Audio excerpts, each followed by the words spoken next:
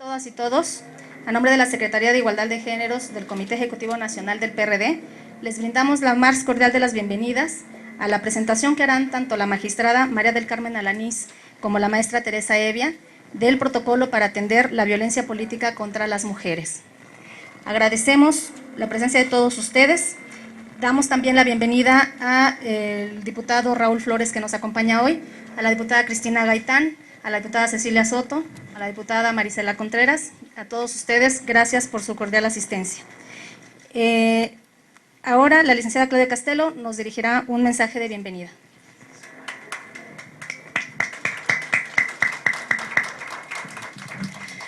Muchas gracias, buenas tardes a todas y todos.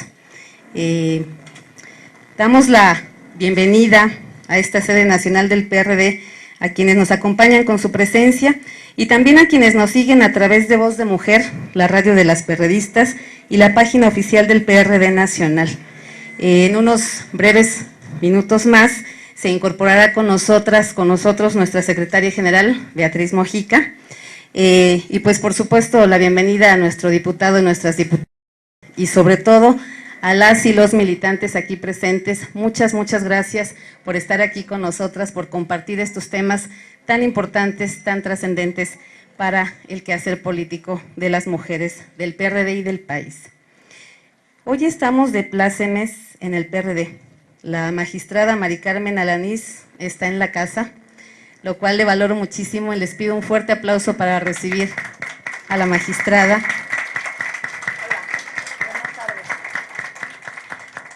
Ella ha sido un factor estratégico para que el derecho constitucional a la paridad, reconocido en 2014, se haya cristalizado en los procesos electorales de 2015 y 2016. Sin duda, es una aliada indiscutible de las mujeres que hacemos política en el PRD y en todos los partidos políticos. ¿Qué decir también de Tere Evia, quien con su disciplina para el estudio, la propuesta y la organización de las mujeres políticas ha logrado coordinar esfuerzos de mujeres de diversos signos políticos con un solo fin: el reconocimiento y defensa de nuestros derechos políticos en Mujeres en Plural. Les pido un fuerte aplauso para ella también. Hola, muchas gracias. Hoy es un día especial para el PRD, ya que queremos hacer un reconocimiento público y sincero a la labor que estas mujeres hacen día a día para que las mexicanas tengamos derecho a construir la patria que queremos, una más igualitaria y democrática para todas y todos. Hoy vamos a hablar del protocolo para atender violencia política de género. Damos la bienvenida a nuestra secretaria general. Adelante, secretaria, bienvenida, un aplauso para ella.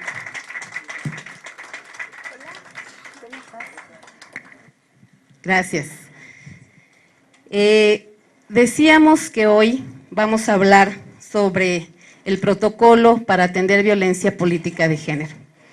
Este protocolo surgió precisamente ante la necesidad de atender las diferentes problemáticas que las mujeres que hacemos política nos enfrentamos día con día.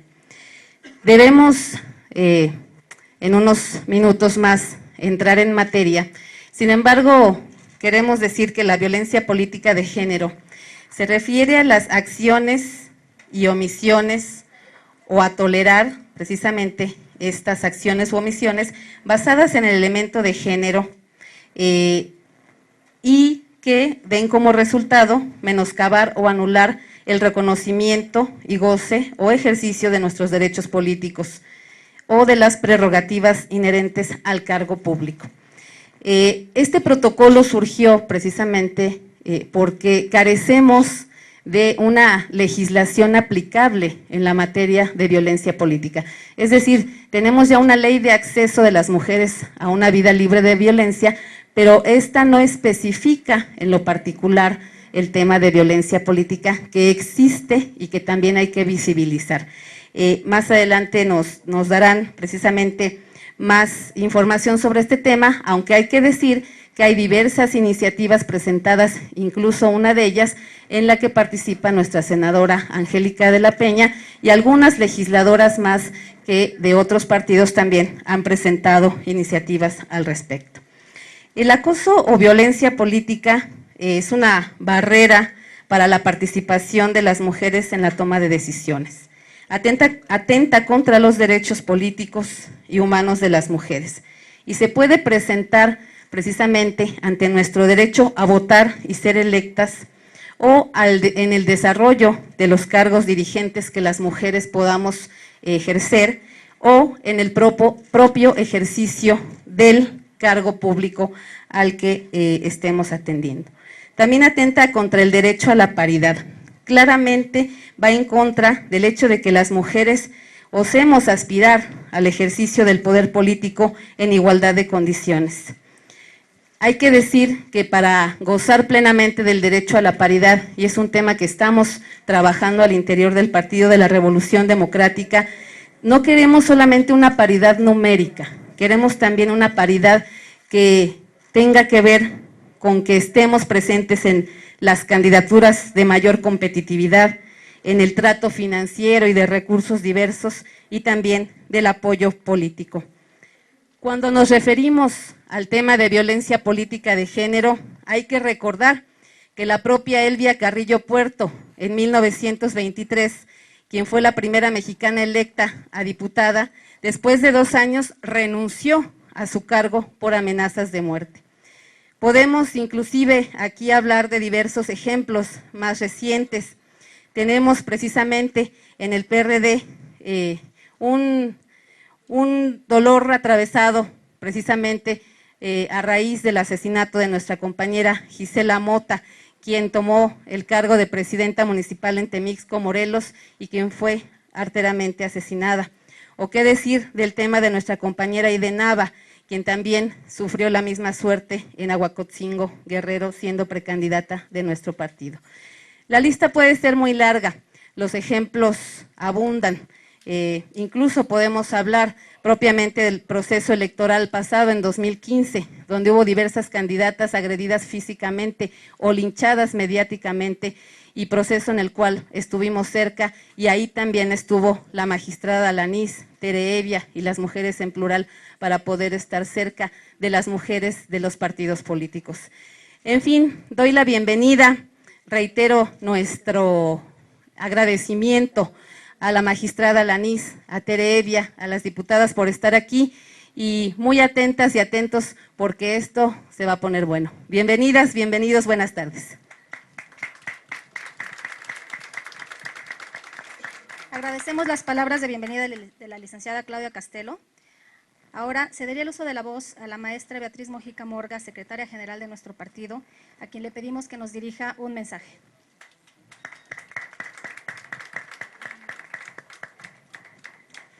Bueno, antes que nada yo quiero agradecer la presencia de todas y todos ustedes aquí hoy en este importante tema que es sobre la violencia de género, y agradecer desde luego a nuestra secretaria de Igualdad, Claudia Castellón, por la organización del mismo, porque justamente es a través de estos eventos en el que podemos ir haciendo conciencia de la importancia que tiene este tema en lo particular.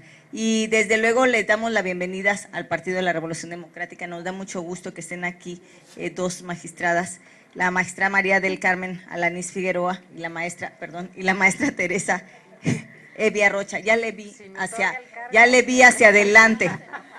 Un tema magistrado. También queremos saludar a nuestras diputadas federales, a dirigentes partidistas, a nuestro presidente Raúl Flores del PRD capitalino, y a todas y todos ustedes.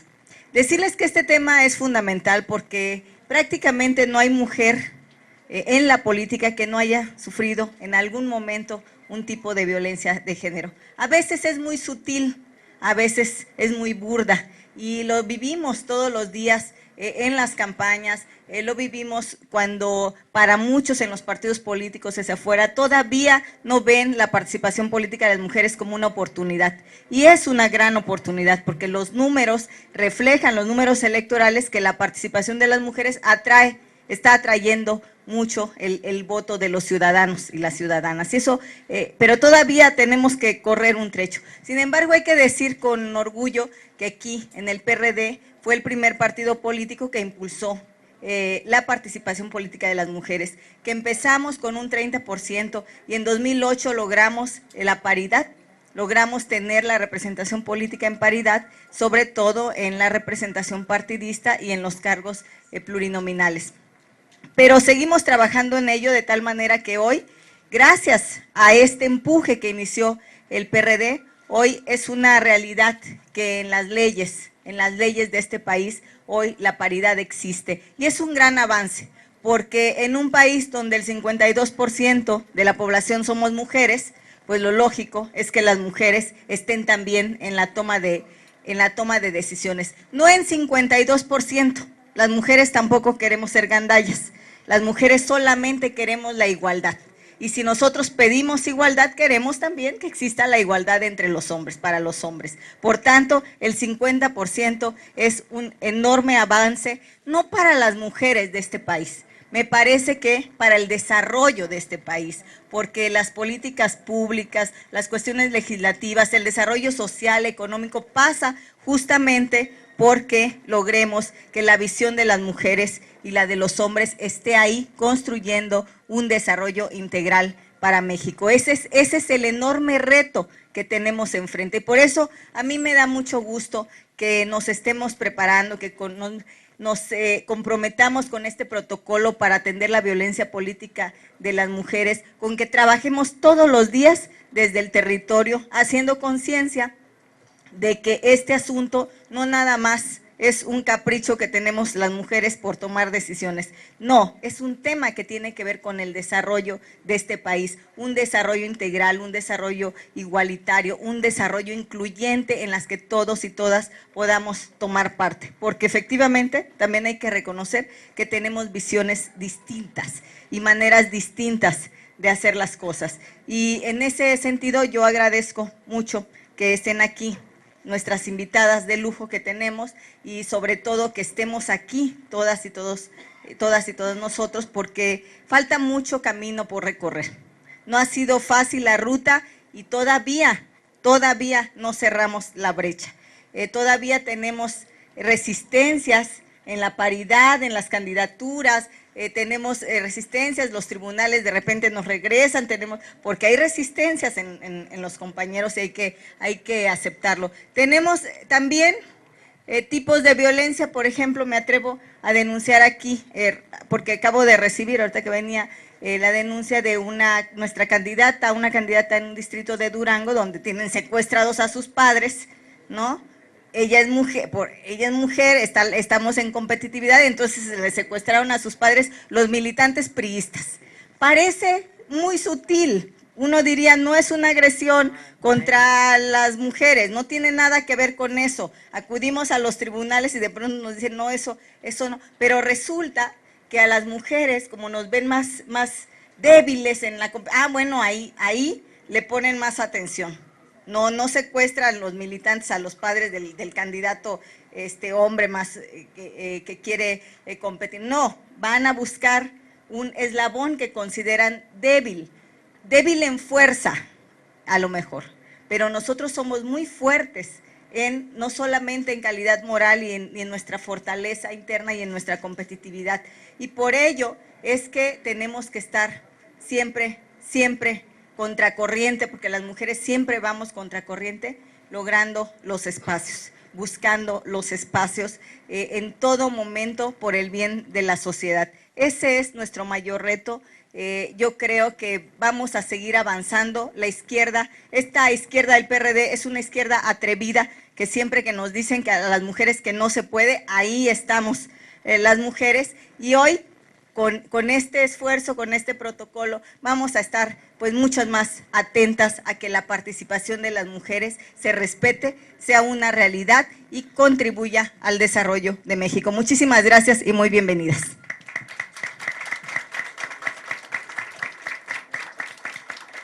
Agradecemos este saludo de nuestra secretaria general, Beatriz Mojica. Y para dar paso a la exposición que harán tanto la magistrada María del Carmen Alanís como la maestra Teresa Evia del protocolo para atender la violencia política contra las mujeres, permítanme presentarlas. María del Carmen Alanís Figueroa es magistrada del Tribunal Electoral del Poder Judicial de la Federación desde 2006. Es la primera mujer en presidir el máximo órgano jurisdiccional en materia electoral del país. La magistrada Alanís es licenciada en Derecho por la Universidad Nacional Autónoma de México, maestra en Gobierno comparado por la London School of Economics, y doctora en Derecho por la UNAM. Cuenta con más de 29 años de experiencia en el sector público. En el Instituto Federal Electoral fue secretaria ejecutiva, consejera electoral suplente y directora ejecutiva de Capacitación Electoral y Educación Cívica. En el Tribunal Federal Electoral fue titular de la Coordinación de Capacitación y del Centro de Documentación, titular del área de Derecho Electoral del Centro de Capacitación Judicial Electoral y secretaria de ponencia también. En el plano internacional, fue presidenta fundadora del Grupo de Trabajo de Jurisprudencia Electoral de América, integrado por presidentes de tribunales electorales de la región y por la OEA. María del Carmen Alanís ha sido docente en la Facultad de Derecho y en el posgrado de Derecho de la UNAM, así como en el campus Ciudad de México del Instituto Tecnológico y de Estudios Superiores de Monterrey, distinguida como la Mujer del Año 2012 por el Patronato Nacional de la Mujer del Año AC. La maestra Teresa Evia Rocha cursó estudios de licenciatura en Pedagogía en la Universidad Nacional Autónoma de México. Tiene una maestría en Estudios de Género por la Universidad de Essex, Inglaterra. Durante 10 años fue funcionaria del Instituto Nacional de las Mujeres, en donde tuvo a su cargo las direcciones de capacitación, desarrollo de metodologías, vinculación con la sociedad y participación social y política. Desde ahí, diseñó y operó la Plataforma Estratégica para la Equidad Política, programa de promoción de la participación política de las mujeres. De 2011 a 2013, fue coordinadora general del proyecto Igualdad de Género, Derechos Políticos y Justicia Electoral en México, auspiciado por el Tribunal Electoral del Poder Judicial de la Federación y gestionado por el Programa de las Naciones Unidas para el Desarrollo y ONU Mujeres. Es facilitadora certificada del Modelo Internacional Bridge, iniciativa de capacitación en temas electorales, respaldada por Naciones Unidas e IDEA Internacional. Es integrante de Red de Mujeres en Plural, del Grupo de Seguimiento al Cumplimiento de la Paridad, instituido por el INE, y del Observatorio de Participación Política de las Mujeres de Nuevo León. Así pues, cederíamos el uso de la voz a la magistrada María del Carmen Alanís y a la maestra Teresa Evia. Recibámoslas, por favor, con un fuerte aplauso. Gracias. Bueno, nos vamos a... ¿Sí se escucha este micrófono? ¿Sí? ¿O no? ¿Ahí sí? ¿Sí? ¿Ya? Sí, no se puede. ¿Sí? ¿Ahí sí ya se escucha? ¿Sí? ¿O prefieren el otro? ¿Atrás se escucha? No, hace interferencia.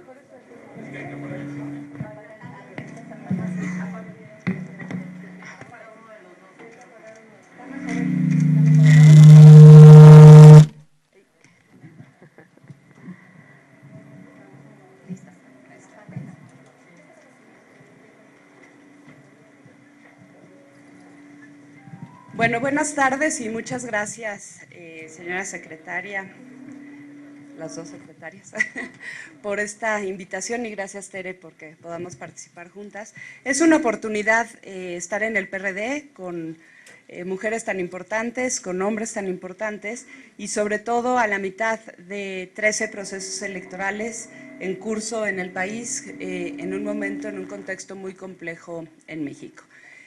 Tenemos poco tiempo porque Tere y yo preferimos, de acuerdo con quienes nos invitaron, privilegiar el conversatorio con ustedes, intercambiar experiencias, dudas, en fin, cuestiones que pudiéramos platicar sobre el mismo. Entonces vamos a entrar en materia. Bueno, porque un protocolo, ya lo anunciaba en cierta medida Claudia, se ha hecho un esfuerzo por aprobar las reformas legales en materia para poder reconocer la violencia política en contra de las mujeres, tanto podría ser en la ley de acceso a las mujeres a una vida libre de violencia, en las legislaciones electorales, en el Código Penal. Tal parece que lo que no se quiere es la penalización de la violencia política, pero no necesariamente tiene que ser exclusivamente por la vía de la penalización. Lo importante es que existe el reconocimiento en las leyes, la formalización, que se tipifique Puede ser como una falta administrativa, como una falta electoral, tener las distintas consecuencias en las distintas materias, por supuesto, y también como un delito electoral. Ha habido varias iniciativas, la más reciente es la que ya se mencionaba, que están trabajando las senadoras, pero pues en estos temas pues nuevamente se van al cajón del abandono o al archivo. Entonces nos dimos a la tarea de trabajar un protocolo, porque lo importante es visibilizar este fenómeno, prevenir y erradicarlo, y que las autoridades nos pongamos de acuerdo para trabajar conjuntamente y actuar de inmediato. Y vamos a ver algunas consecuencias y lo que significa esta actuación inmediata.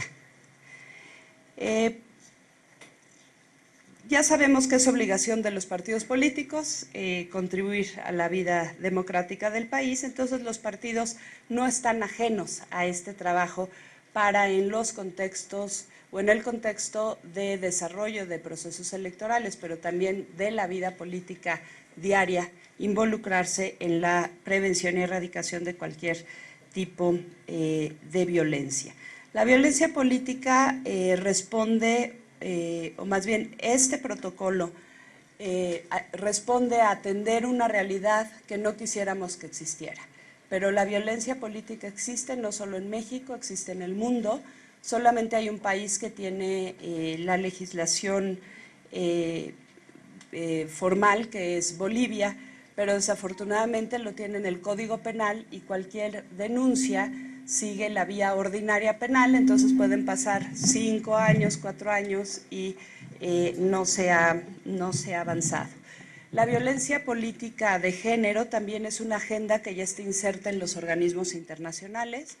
En el mes pasado, el año pasado, perdón, en una reunión que tuvimos de la Comisión Interamericana de Mujeres en el mes de octubre, ya se aprobó una declaración sobre la violencia y acoso político en contra de las mujeres, una declaración hemisférica que nos obliga a todos los estados parte de la Convención Belém do Pará a tomar las medidas necesarias y avanzar para erradicar este tipo de violencia.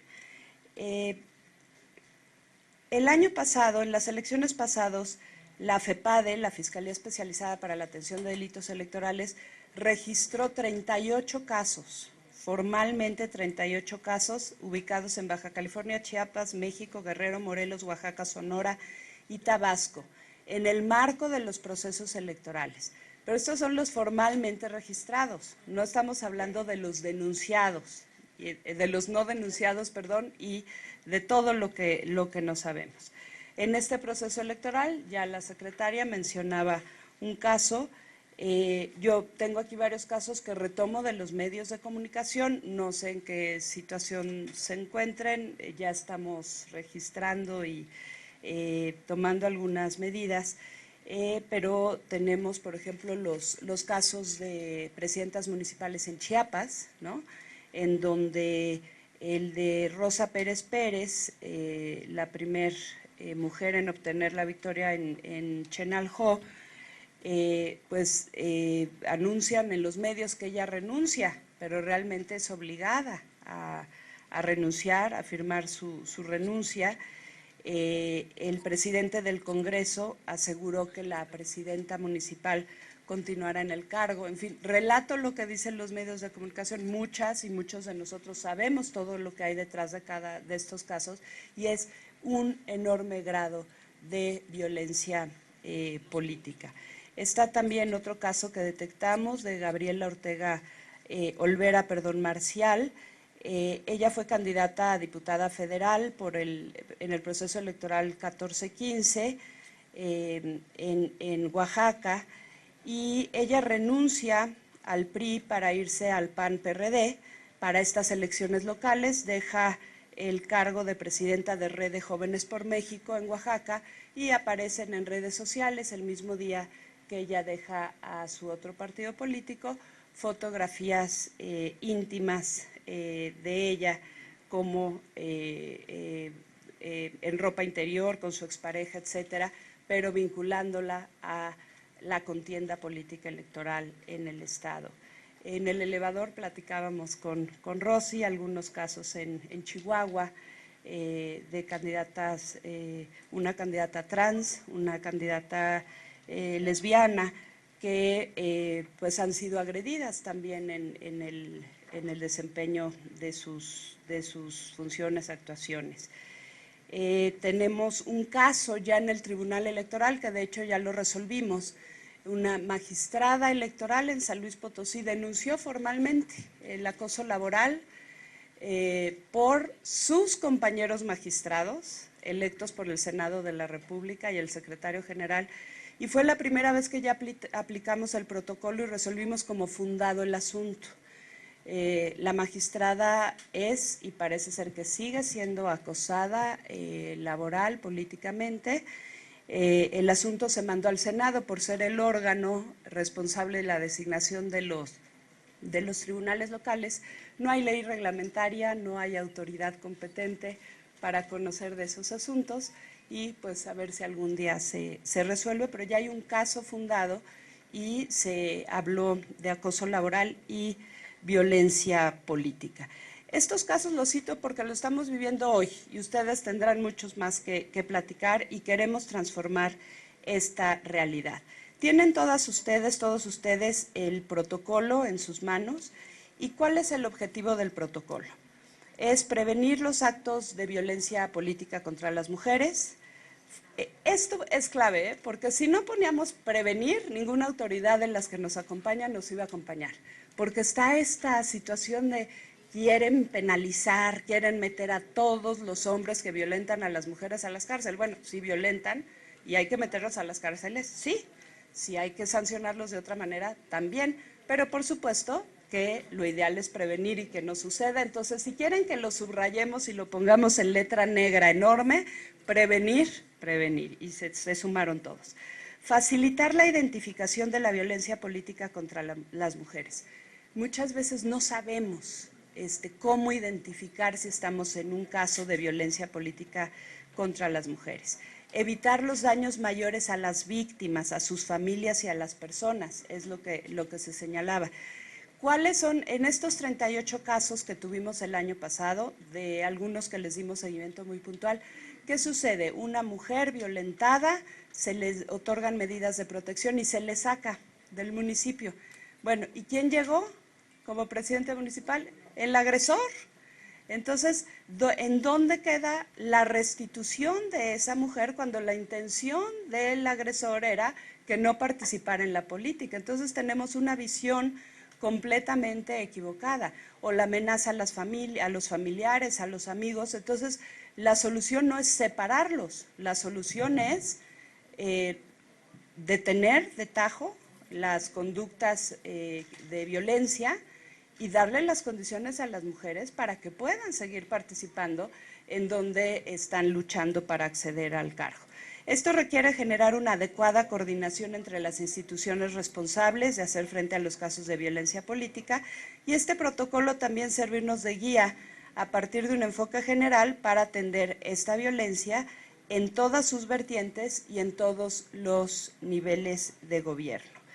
El protocolo pretende ser una herramienta de atención inmediata a las víctimas. Pero lo que yo les quiero decir es que el protocolo es de ustedes. O sea, si bien es una herramienta para que las autoridades nos pongamos de acuerdo en qué hacer y cómo nos comunicamos, ¿sí? Pero se pensó en una herramienta que ustedes se apropien, que los partidos políticos, las mujeres, sus cuadros, la sociedad civil, las académicas, los medios de comunicación es fundamental. Entonces, está en la página, bájenlo, les dimos una impresión, unas infografías, úsenlo, es para ustedes. Es información básica para que comprendamos desde qué es la violencia política, cómo enfrentarla, qué hacer y qué les debemos exigir a las autoridades, y para nosotros autoridades nos sirve para coordinarnos. El protocolo responde a 7 preguntas básicas. La primera, ¿qué es la violencia política contra las mujeres? ¿Cuándo puede hablarse de violencia política con elementos de género? ¿Cómo se detecta la violencia política contra las mujeres? ¿Quiénes son las víctimas? ¿Qué derechos tienen las víctimas? cuáles son las instituciones competentes para brindar atención y a qué están obligadas y qué acciones inmediatas deben de tomarse en los casos de violencia política. Aquí tenemos la reproducción de un diagrama que está en el mismo protocolo. Creo que estas preguntas podrían ser materia del conversatorio que vamos a abrir en unos minutos, pero es necesario que les exponga nuestro concepto de violencia política, que fundamentalmente es tomado de las leyes vigentes en la materia, pero lo conceptualizamos en el protocolo como todas aquellas acciones y omisiones que, basadas en elementos de género, dadas en el marco del ejercicio de los derechos electorales, tengan por objeto o resultado menoscabar o anular el reconocimiento, goce y ejercicio de los derechos políticos o de las prerrogativas inherentes a un cargo público. Y aquí me detengo 2 minutitos para señalar que la violencia política contra las mujeres no solamente es en las campañas y en los procesos electorales. Estamos hablando del acceso al cargo y del desempeño del cargo, ¿no? A ver, diputada, sírvanos el cafecito. No, a ver, espéreme. Aquí no es porque servir un cafecito esté mal o bien, pero somos iguales, ¿sí? Estamos legislando hombres y mujeres, ¿sí? Entonces, no solamente es la violencia política que se dé en el terreno de las contiendas electorales, es en la contienda, en el acceso, en el desempeño del cargo.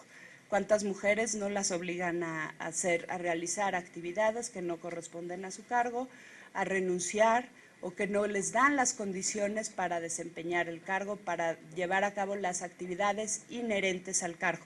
Por ejemplo, que una mujer no la dejen subir a tribuna a participar por ser mujer, que a una mujer no la llamen, no la convoquen a las sesiones del cabildo, y sí convoquen a los hombres, que no les den oficinas, que no les den las dietas, etcétera. ¿Realmente está participando en condiciones de igualdad? Lo difícil o el talento y el reto que tenemos es identificar si estas situaciones se viven por el hecho de ser mujer o es una situación que se vive en el día a día por otro tipo de conflictiva. Ahí está el reto. Pero entonces hablamos de acciones y omisiones basadas en elementos de género, dadas en el marco del ejercicio de los derechos políticos y electorales, que tienen como resultado menoscabar o anular el reconocimiento, ejercicio y goce de los derechos políticos o de las prerrogativas inherentes al cargo público. Este tipo de violencia, y me parece esto interesante también destacarlo, puede tener lugar en cualquier esfera, en la política, en la económica, en la social, en la cultural, en la civil, dentro de la familia, unidad doméstica, en cualquier relación interpersonal, en la comunidad, en un partido, institución política, es decir, incluye tanto el ámbito público como el ámbito privado. Mujeres amenazadas en sus casas por participar en la política o familiares amenazados como consecuencia de que, o violentados, de que las mujeres estén participando en un cargo público. La violencia también puede ser simbólica, verbal, patrimonial, económica, psicológica, física, sexual. Puede efectuarse a través de cualquier medio de comunicación, de información, periódico, radio, televisión, redes sociales, cualquier tecnología de la información. Hemos visto los ataques cibernéticos, los ataques en redes sociales, también en propaganda espectacular en las calles. Recuerden cuántas candidatas no han sido agredidas con mantas, con pintas, ¿no? En fin, los casos de violencia contra las mujeres, como ya decía en un principio, pueden involucrar delitos o tipos penales, pero también administrativos y otro tipo de responsabilidades que no necesariamente requiere una sanción penal, pero lo importante es atenderlos. Y me parece que en el marco de los procesos electorales, de hecho, lo más efectivo es denunciar tanto a los organismos públicos locales electorales, cuando se trate de algún funcionario partidista o partido político, de otro actor que pueda involucrar o impactar un proceso electoral, ante los tribunales electorales locales cuando se trata de la violación de un derecho político electoral, exigiendo medidas cautelares, que sean procedimientos sumarios, rápidos, ágiles, y también se puede intentar la vía penal, pero no necesariamente irnos por la vía ordinaria penal, porque entonces, si la intención es de quien agrede, sacar a la mujer del espacio político, entonces lo van a lograr. Y si no se denuncia, entonces pues no vamos a avanzar. Es muy importante detectarla porque, y eso lo señala en el protocolo, porque muchas veces estos casos de violencia se encuentran ya normalizados, aceptados, y los invisibilizamos. Por ejemplo, algo que yo me he enterado mucho. Los partidos políticos entregan a las mujeres para sus campañas, o pretenden entregar para sus campañas, presupuesto del 3% obligatorio que tienen los partidos para el fortalecimiento del liderazgo. Eso es imposible. Eso es para la formación de cuadros, liderazgo, etcétera. Tienen que recibir los recursos en igualdad o equidad de circunstancias las candidatas y los candidatos para sus campañas. Pero tenemos otra serie de prácticas que no necesariamente se denuncian porque ya las vemos como prácticas normales. Vamos a ver algunos ejemplos. Pero sí quisiera señalar que el protocolo advierte que la violencia política puede manifestarse de muchas maneras y no necesariamente las autoridades debemos esperar agresiones físicas y casos con repercusión en medios de comunicación para considerar que se trata de violencia política. No, en este país, bueno, en muchos países desafortunadamente, se exige comportamiento determinado a las mujeres, como por ejemplo, si no llora al narrar lo sucedido, ay no, pues no está amenazada, ¿no? No, pues yo la vi muy tranquila. O la típica, bueno, si va vestida así la candidata, pues como que no quiere que la agredan, ¿no? Entonces, los estereotipos discriminadores de cómo deben comportarse las mujeres también deben de ser denunciados ante las autoridades. De acuerdo con el protocolo, entonces la normalización de la violencia política da lugar a que se minimice la gravedad. Y también lo que sucede es que si hay denuncia de las mujeres, entonces viene el reclamo a las mujeres y también sienten que se ubican o sentimos que nos ubicamos en una situación de riesgo, de que se pone inclusive en juego nuestra integridad física, psicológica, etcétera, ¿no? Si tú denuncias, entonces lo menos peor es que nos digan te quedas sin la candidatura, pero si tú denuncias lo que te estoy haciendo y vienen otro tipo de amenazas, pues eso tendría que obligadamente llevarnos a cambiar las reglas del juego. Algunos ejemplos muy simples, pero que me parece que son los que siempre se normalizan y que para mí sí podrían constituir violencia política. Registros simulados de candidatas que renuncian a sus cargos, obligadas para ceder a otra persona, que normalmente son varones. Inequidad en la distribución de los tiempos en radio y televisión. Ya el INE está haciendo monitoreos, algunos organismos públicos locales, y la presencia de las mujeres en los medios de comunicación electrónicos y también impresos es muy por debajo de la presencia de los varones candidatos. El inadecuado uso del presupuesto, distribución del presupuesto, y también tenemos el problema de la mínima participación y restricciones a las que se enfrentan las mujeres cuyas elecciones se rigen por los sistemas normativos internos, el ocultamiento de la información, represalias también por vincularse y defender temas de género, como defensoras de derechos humanos. Las defensoras de derechos de las mujeres pues también ya hemos sido sujetas de amenazas, etcétera, desestimación y descalificación de las propuestas, agresiones verbales y por supuesto acoso, ataques físicos, violencia sexual e inclusive desafortunadamente el asesinato. Este protocolo, además de brindar herramientas conceptuales, también tiene este diagrama de actuación de qué autoridades, qué tenemos que hacer las autoridades, a dónde acudir. Déjenme decirles que ha sido uno de los instrumentos más difíciles que nos ha tocado construir, yo hablaría en mi vida. el poner de acuerdo a todas estas autoridades para ver qué le toca hacer a cada quien fue muy complejo, muy complejo.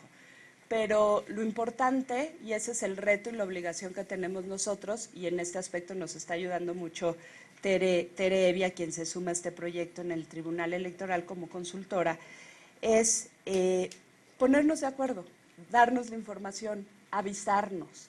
Llega una queja de una mujer a una ventanilla, permítanme decir, a ver, un distrito complejo, Santiago Papasquiaro, en Durango, ¿no? Oiga, señor, en la ventanilla del INE, vamos a decir, fíjese que me está amenazando el candidato del otro partido que si yo no me retiro si yo no renuncio a la campaña, va a secuestrar a mis hijos, ¿no? Con una lente con perspectiva de género, la actuación hoy tendrá que ser muy distinta a lo que fue hace 1 año, 2 años, 3 años. Entonces, señora, presente aquí su queja, vamos a dar aviso a la FEPADE o a la Procuraduría Local si hay riesgo, vamos a dar aviso si es un delito federal, a la Comisión de Víctimas, a la Secretaría de Gobernación, para que evalúe el riesgo y para que tenga usted un acompañamiento y se registre en un sistema. Y si nosotros en la Oficialía del Partes del Tribunal tenemos conocimiento de que se presentó una demanda de juicio para la protección de los derechos políticos, tendremos que resolverla con una perspectiva de género, con una perspectiva de no discriminación, con una perspectiva de celeridad. Y la queja en el Instituto Nacional Electoral pues tendrá que ser sumaria, tendrán que tomarse las medidas cautelares, en fin. ¿Qué es lo que ganaríamos mucho si estuviera en la legislación? Y ahí es lo que el INE está viendo, si pudiera hacerse. Por ejemplo, suspender al agresor si es el otro candidato, suspenderlo como medida cautelar en la campaña, en fin. Estas son medidas que pudieran tomarse y que pudieran llevarnos a avanzar. Pero ¿qué es lo más importante de todo esto, compañeras y compañeros? Que no nos quedemos sin hacer nada. Tenemos que identificar estos casos, tenemos que denunciar, tenemos que acompañar a las compañeras que pudieran estar sufriendo algún tipo de violencia política y tenemos que darle seguimiento a los casos. Esto desde los partidos, desde las sociedades, desde las organizaciones de la sociedad civil, desde los medios de comunicación. A mí es lamentable ver el seguimiento, cobertura de campañas en los medios y que le siguen preguntando a las mujeres, oye, ¿qué dicen en su casa de que usted es candidata? ¿Y quién va a cuidar a los niños? ¿No? Y cuando les preguntan de su estructura programática, etcétera, etcétera, etcétera. Entonces, es lo que yo quiero compartir con ustedes y le cedería la palabra a Tere Evia para que de una manera, estoy segura que mucho más clara, les diga cómo podemos seguir trabajando en el protocolo. Ya te revolví aquí, mi querida secretaria y Tere, todos sus... Bueno, ustedes pueden. Muchas gracias. Bueno.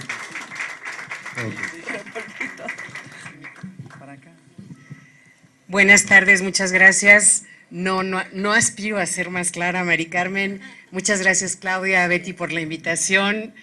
Un placer compartir la mesa con la magistrada Alanís. Muchas gracias por la presencia de todas y todas de nuestras diputadas. Yo voy a señalar 2 puntitos que aparecen en la estructura del protocolo y después les voy a platicar un poquito cuáles son las estrategias desde las instituciones y qué avances hemos tenido.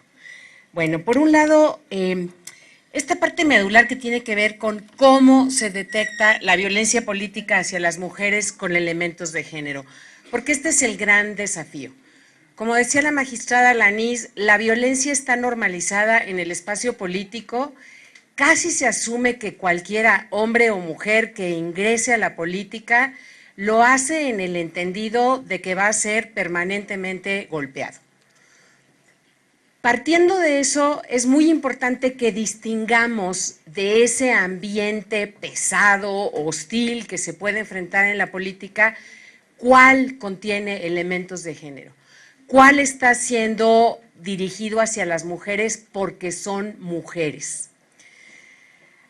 Aquí yo creo que una cosa muy importante a entender es que las mujeres arribamos a la política años después de que la política había sido el espacio único de los varones. Y por lo tanto, nuestra presencia se vive en muchos casos como una invasión indebida, como este grupo que normalmente estaba en otro espacio donde era subsidiaria de nuestro quehacer de varones, de pronto quiere tener un lugar protagónico y disputarse también los espacios de poder. Y por lo tanto, eso se vive como una usurpación, como un ente que obstaculiza, que molesta, que desplaza, con quien ahora hay que compartir los espacios. Y eso pues genera en quienes estaban acostumbrados a ser los dueños del poder, genera hostilidad, genera irritación y en muchos casos eso se traduce en violencia franca. Ya decía la secretaria, a veces es sutil, a veces es burda. Y nuestro reto es aprender a distinguirla. ¿Cuál es entonces el primer elemento para saber si es violencia política con elementos de género? Bueno, pues si se ejerce contra una mujer por ser mujer, no por ser adversaria política, no por tener ideas diferentes a las mías, ni siquiera porque tengo que competir contra ella, sino porque es mujer y las mujeres no pertenecen a este espacio. Las mujeres a la casa o en el partido, pero moviendo las bases, consiguiéndonos las reuniones, siendo subsidiarias, solidarias, no siendo protagónicas con quien ahora tengo que vérmelas en la lista. Si antes había 50 espacios solo para nosotros los varones, ahora 25 son para ellas y eso irrita. Entonces, aquí tenemos que como desarrollar esta habilidad de decir, a ver, esa mujer está siendo hecha a un lado porque es mujer, pues entonces podemos caracterizarlo como violencia política. Otro aspecto importante para distinguirlo es si le afecta desproporcionadamente a la mujer, si lo que se está haciendo a ella le impacta en su carrera política. Por ejemplo, todo el rosario que vimos de prácticas tramposas de los partidos a las cuotas de género, en donde mandaban a las mujeres a distritos perdedores o las ponían al final de las listas o eran fórmulas de distinto sexo para que ellas se dieran el lugar. Todas esas prácticas eran específicamente dirigidas contra las mujeres porque pues no querían que se compartiera el poder con ellas. Un segundo elemento para saber si es violencia política es si obstaculiza o anula el reconocimiento, goce o ejercicio de sus derechos político-electorales. O sea, esto está ligado a la propia definición de lo que es violencia política y si ocurre en el marco del ejercicio de esos derechos. Porque ya sabemos, hay muchas modalidades de violencia, tipos de violencia. Si la violencia que está sufriendo la mujer se da en el espacio político, va contra sus derechos político-electorales, pues es violencia política, ¿no? No es violencia escolar, no es violencia laboral, no es violencia en la comunidad, es violencia política, porque se da en ese espacio. Después quisiera abordar la pregunta 5 del protocolo, que es ¿qué derechos tienen las víctimas? Tenemos una ley de víctimas, tenemos una ley para impugnar, tenemos la Ley General de Acceso, hay una serie de instrumentos jurídicos que a falta de una tipificación por el momento, que esperamos que se concrete, de la violencia como un delito o como una falta, por lo pronto sí contamos con recursos jurídicos a los que hay que recurrir.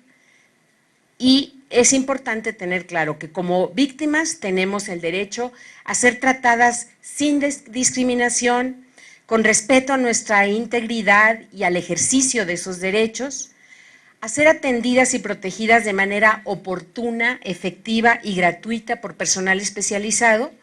Y yo quiero destacar la palabra oportuna, que la magistrada Lanís insistió mucho en eso. Ustedes saben que en las campañas políticas los tiempos son clave.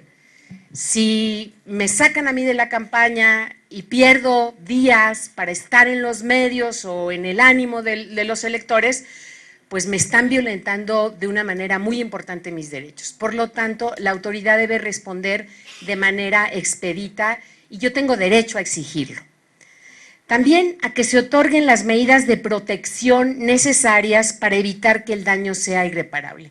Si la candidata está siendo amenazada a su vida o a la vida de sus familiares, como mencionaba en el caso de Durango, bueno, las autoridades tienen que reaccionar con las órdenes de protección para que ella no sea vulnerada, no sea agredida físicamente y se le dé la protección necesaria.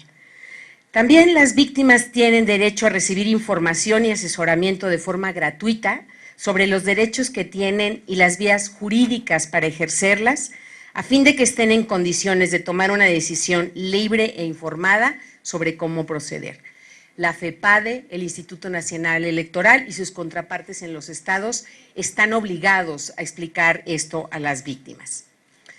Tienen derecho también a la atención médica y psicológica gratuita, integral y expedita, a la confidencialidad y a la intimidad, a no ser revictimizadas por las autoridades, a una defensa adecuada. Si se trata de personas indígenas, a contar con intérpretes y defensores que conozcan su lengua, su cultura y cuenten con capacitación adecuada. También, y esto en el espacio político es importantísimo, a la reparación integral del daño sufrido. Si me removiste de la candidatura, pues me recolocas. Si ya en el ejercicio de las funciones, no sé, perdió, por ejemplo, la posibilidad de tener la firma en la chequera y es la tesorera, pues por supuesto que desde las autoridades eso tiene que corregirse de inmediato. A la investigación con la debida diligencia y acceso a los mecanismos de justicia disponibles para determinar las responsabilidades correspondientes. Ahora paso, Sofi, ¿tú estás viendo lo de la presentación? ¿Te podrías ir por favor a la lámina número 15? Muy rápidamente les voy a presentar como los 3 grandes ejes de actuación de las 8 instituciones que firmaron o que concibieron y se adhirieron a este protocolo, que tienen que ver con la difusión, el registro de los casos y la capacitación.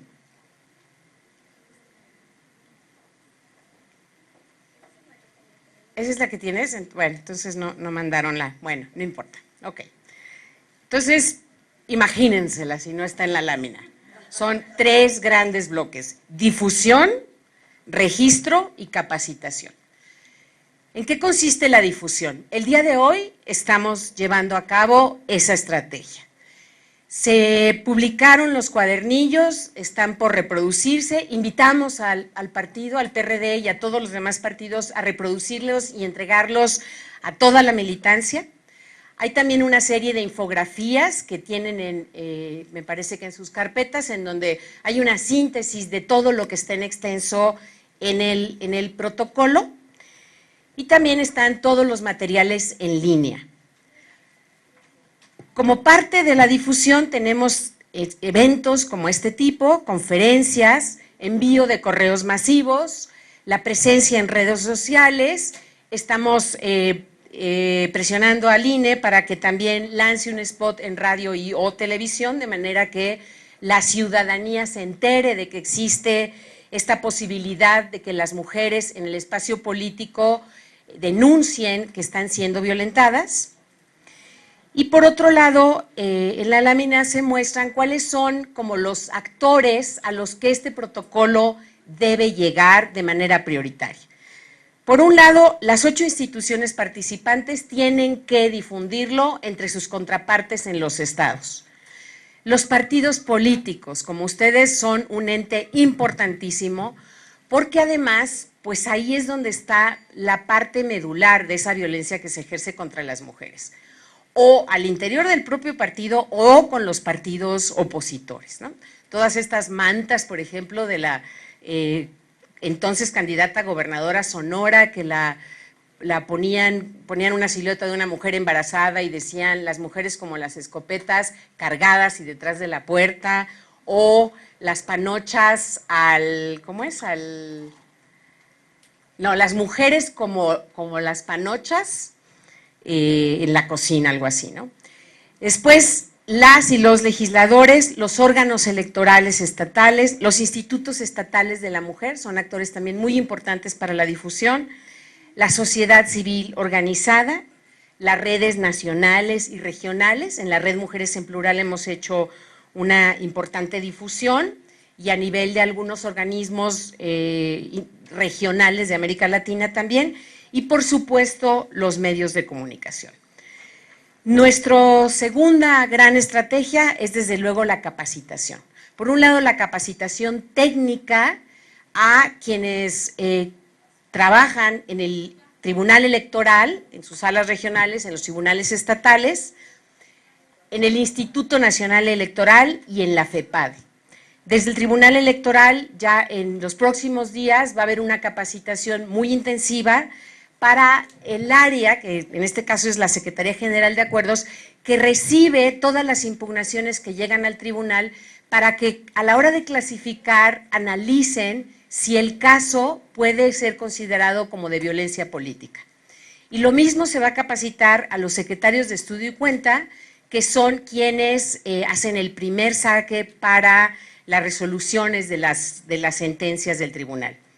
En el INE también están ya en un proceso de capacitación a las direcciones ejecutivas relacionadas y a los OPLES.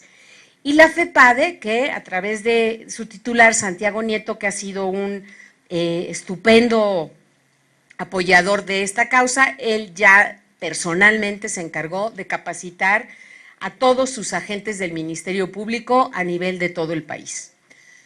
También tenemos la tarea, pues, de capacitar a grupos de mujeres de los partidos, sobre todo de las secretarías de la mujer o lo equivalente en cada partido político, y a las organizaciones sociales defensoras de los derechos políticos de las mujeres. Y el tercer y último elemento, con eso termino, es el registro. Miren, aquí es importantísimo el tema de los casos, porque se nos diluye muy fácil qué es eso de la violencia política. Entonces, lo que necesitamos es hacer un acopio de casos concretos para poder ilustrar y que eventualmente se comprenda, ya a partir de haber escuchado 50 casos de lo que es la violencia política, ya podamos afinar y distinguir inmediatamente qué es. Entonces, este registro que se está haciendo, empezando por el Tribunal Electoral, ellos tienen un sistema al que le llaman CISGA. Ahora déjenme encontrar mi lámina.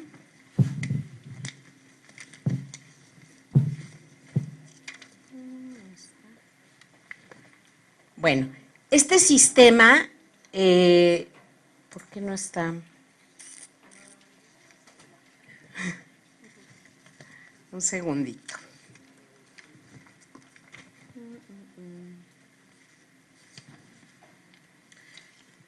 Bueno, ya se perdió, pero la idea es que en ese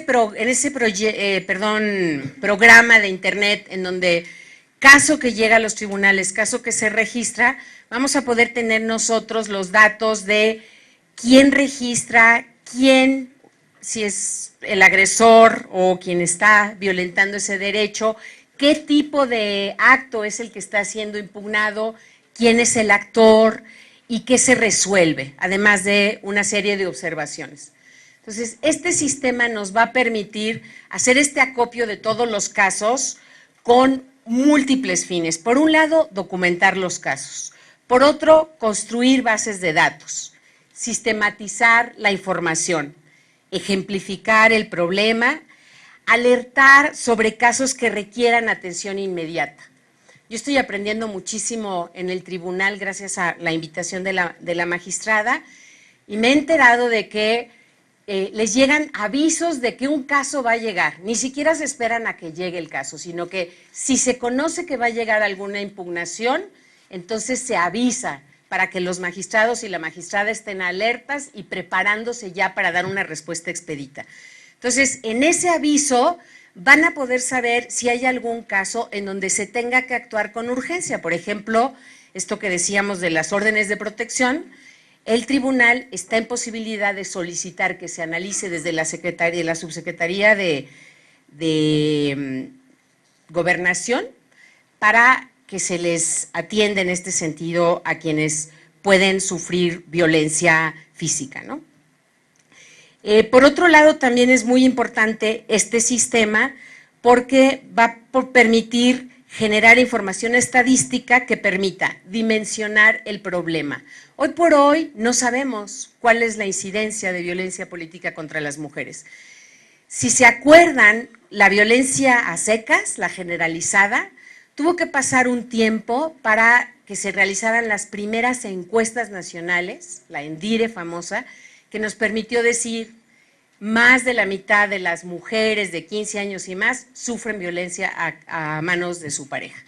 En la siguiente ENDIRE ya había subido a 60%. Bueno, el poder hablar en porcentaje es fundamental para dimensionarlo. También nos va a servir para orientar la política pública, para facilitar la investigación, de manera que se puedan identificar zonas de riesgo, patrones, obstáculos estructurales que propician esta violencia. Nos va a permitir también este sistema dar seguimiento puntual a las resoluciones e identificar sentencias relevantes que favorezcan la emisión de tesis y jurisprudencias. Y este sistema vamos a ver que pueda hablarse con el sistema del INE y de la FEPADE de tal forma que pues podamos estar en coordinación y tener un panorama más claro del tamaño y las características de este fenómeno. Entonces, bueno, ya les estaremos platicando cómo evolucionan estas estrategias y pues pedirles de entrada el apoyo de su partido y de la Secretaría de Igualdad de Géneros para pues la difusión y sobre todo la puesta en marcha de este protocolo. Muchas gracias.